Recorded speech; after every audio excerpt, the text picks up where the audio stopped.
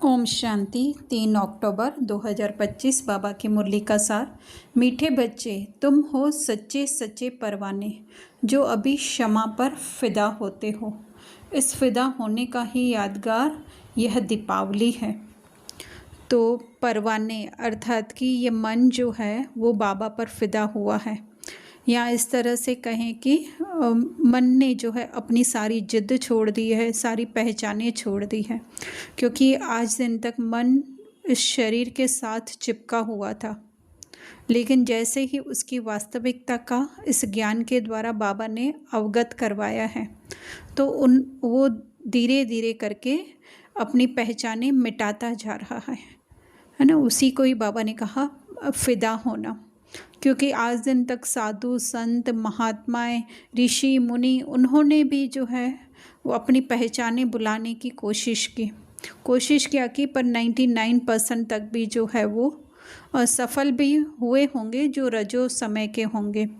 कलयुग का तो कुछ गड़बड़ कह नहीं सकते हैं, है ना। तो जो जितना अपने आप को बुलाता जाता है ना, जो लौकिक दुनिया के हिसाब से जो भी उसने अपनी आज दिन तक पहचाने बनाई हैं, बचपन से लेकर आज दिन तक जो बताया गया है कि तुम यह हो यह हो यह हो, वो सारा जिसने मिटाने का प्रयत्न किया है वो है सच्चे सच्चे परवाने।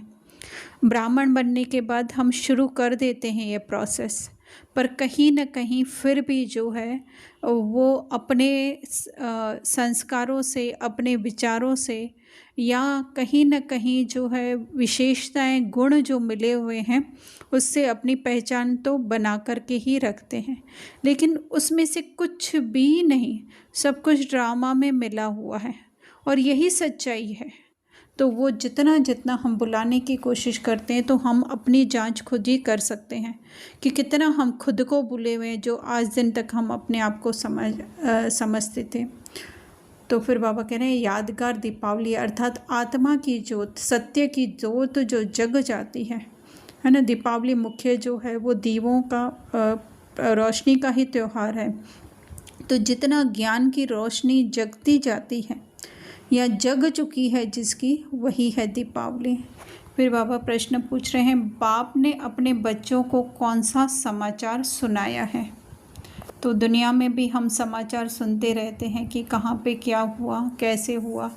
तो बाबा आज जो है हमें अपने मन को जो है वो बता रहे हैं कि तुम कहाँ से आए हो, निर्वाण धाम से कैसे आती हो। तो कहीं डिस्टेंस की बात तो बाबा कहते नहीं है, स्थूल बात कोई भी बाबा नहीं कहते।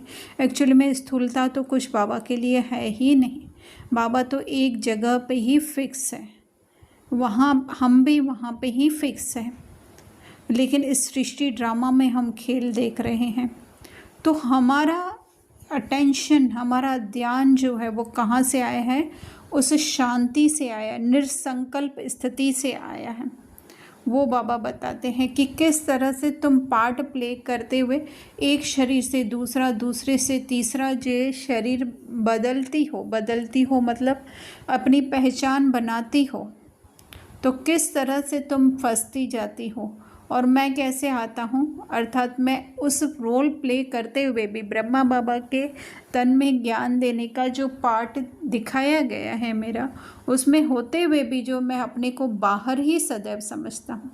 और जबकि हम क्या करते हैं, हम अर्थात ये सारे 8 बिलियन मन जो हैं वो क्या करते हैं, उसमें डूब जाते हैं और ऐसा होता है कि हम स्वयं को उस पर्दे के अंदर, स्क्रीन के अंदर समझने लगते हैं। बाबा कह रहे हैं मैं कौन हूँ, क्या करता हूँ, कैसे राम राज्य स्थापन करता हूँ। तो राम राज्य स्थापन करना अर्थात हमारे संकल्पों को जो है वापस सत्य में स्थित करना, कि तुम यहाँ पे ऑडियंस की सीट पे बाहर बैठी हुई हो, वो जो ड्रामा चल रहा है वो तुम नहीं हो। तो यह है राम राज्य और रावण राज्य, अर्थात कि ये ऐसे नहीं है कि हमारे अंदर काम, क्रोध, लोभ, मोह, अहंकार है। वो एक्चुअली में ड्रामा की स्क्रिप्ट में फिक्स हमको मिला हुआ है प्ले करने के लिए, लेकिन हम क्या करते हैं, उसके अंदर डूब जाते हैं तो वो करने वाला खुद को समझने लगते हैं। जैसे कि गब्बर अगर अमजद खान अगर समझने लगे कि ये खून खराबा मैंने किया, तो अमजद खान की स्थिति कैसी हो जाएगी गब्बर का रोल प्ले करते हुए। इसी तरह से तो फिर हम भी क्या करते हैं, पहचान बना लेते हैं। पर अगर जितना जितना हम सत्य स्वरूप में स्थित होते जाएं तो क्या होता जाएगा, वो देह से पहचानें मिटती जाएंगी। वो रावण के संस्कार भी जो है हमारे अंदर से ख़त्म होते जाएंगे। कैसे? जैसे सतयुग में है ना, सतयुग में हम स्वयं को दृष्टा साक्षी समझते हैं, तो क्या होता है, वो उस तन द्वारा जो है वो कोई संकल्प ही नहीं आते ऐसे करने के, करना तो दूर की बात, एक्चुअली संकल्पों की अविद्या भी, संकल्पों की भी अविद्या होती है। तो रावण पर विजय पहनाता हूँ उस झूठी पहचान से कि मैं ये हूँ, उससे विजय पहनाता हूँ। अभी तुम बच्चे, अर्थात ये मन, क्योंकि आत्मा तो सदैव जानती ही है, क्योंकि जानती क्या, आत्मा में कुछ जानने का भी नहीं है। आत्मा बस देखने वाली ऑडियंस है। इन सब बातों को जानते हो, तुम्हारी ज्योति जगी हुई है। ज्योति जगी हुई है अर्थात हमको ज्ञान मिला हुआ है। धारणा में बाबा बहुत सुंदर अक्षर रूप बसंत का कह रहे हैं, है ना। रूप अर्थात हम आत्मा, और बसंत जब हम ये रोल प्ले करते हैं, या ज्ञान भी जब हमको मिल, सारा इसमें बसंत में सब आ जाता है। रोल प्ले करना भी आ जाता है, ज्ञान मिलना भी आ जाता है, सब कुछ जो भी ड्रामा के अंदर है वो सब कुछ बसंत में आ जाता है। मुख से सदैव रतन, ज्ञान रतन निकालने हैं, है ना। तो जब सारा ज्ञान इसमें प्ले होता है, तो प्ले होता है अर्थात बुद्धि में घूमता है, तो हमें उस समझ से जो है मुख से सदैव ज्ञान, एक स्थूल ज्ञान भी हम निकाल सकते हैं, और दूसरा अपने ही आप को समझाने का भी हम ज्ञान निकाल सकते हैं। संकल्पों में भी ज्ञान यूज़ कर सकते हैं, तीनों बातें हो सकती हैं। सर्विस के उमंग में रहना है, अर्थात अपनी आत्मिक स्थिति को बनाने के ही उमंग में रहना है। याद में रहना और सबको बाप की याद दिलाना, यही दिव्य अलौकिक कार्य करना है। तो स्वयं भी हम उसी स्मृति में रहें जिस स्मृति में बाबा हैं, और फिर जो है औरों की भी अगर हमको संकल्प चलते हैं तो उसको भी उसी सत्य स्मृति में हम देखें, जैसे कि बाबा हैं, जैसे कि मैं हूँ। तो यही अलौकिक, मतलब ये स्क्रीन से परे का जो है वो कार्य करना है। फिर बाबा दूसरा कह रहे हैं, सच्चा सच्चा आशिक बन। आज मुरली में बाबा बार बार आशिक और माशिक को याद कर रहे हैं। उसी के ऊपर बाबा फिदा होने के लिए कह रहे हैं, बलि चढ़ने के लिए। तो किस चीज़ की हमें बलि चढ़नी है? तन मन धन तो जैसे डे 1 से जो है ब्रह्मा बाबा ने समर्पित कर दिया था, इसी तरह से हम भी जितना हो सकता है यथा योग, यथा ड्रामा, यथा शक्ति तो हम करते रहते हैं। लेकिन अंदर जो है जितनी भी हम लोग समझते हैं कि मैं यह हूँ, मैं जो है एक बिजनेसमैन हूँ, मैं एक डॉक्टर हूँ, मैं जो है इतनी अच्छी डांसर हूँ, मेरे अंदर इतनी है ना वो निर्णय लेने की शक्ति है, सूक्ष्म स्थूल सब बाबा के ऊपर बलि चढ़ना है। क्योंकि सूक्ष्म भी जो मिला हुआ है वो भी ड्रामा में बाबा ने दिया है, और स्थूल भी जो है वो ड्रामा में है ना। जैसे कि अगर ऋतिक रोशन को जो है अगर डांसर का रोल मिलता है, या किसी अच्छे फेमस सिंगर का रोल किसी मूवी में मिलता है, तो वो सिंगर जो वो गा रहा है गाना, वो भी कहाँ से मिला है, वो कला भी, वो आर्ट भी उसको कहाँ से मिली है? ड्रामा में मिली हुई है। वो मूवी पूरी हुई और उसका और कुछ हो जाएगा रोल, है ना। उसमें चाहे उसको नेम मिली हो, फेम मिली हो, या एक जो है अच्छा चाणक्य को जैसे रोल मिला हुआ है, चाणक्य की बुद्धि इतनी अच्छी दिखाते हैं। अगर चाणक्य की बुद्धि इतनी अच्छी है तो फिर तो उसकी दूसरे लाइफ में भी उसके साथ कैरी फॉरवर्ड होनी चाहिए। अगर हुई भी हो तो क्या हम जानते हैं क्या? पहली बात तो वो ड्रामा में जो होगा वो होगा। तो इसी तरह से जो भी हमें मिला हुआ है वो बलि चढ़ना, अर्थात कि बाबा आपने ड्रामा में दिया है, चाहे अच्छा चाहे नहीं अच्छा, तभी सच्ची दीपावली हुई, अर्थात हमारी आत्मिक स्थिति सदैव के लिए जागृत हो गई। वरदान में बाबा कह रहे हैं, विश्व महाराजन की पदवी प्राप्त करने वाले, सर्व शक्तियों के स्टॉक से संपन्न भरपूर बाबा। तो बाबा कह रहे हैं कि विश्व महाराजन, अर्थात कि एक तरीके से हम बहुत छोटे स्तर पे देखें तो जैसे कुछ भी होता है माँ बाप का, तो वो किसके लिए होता है? बच्चों के लिए होता है।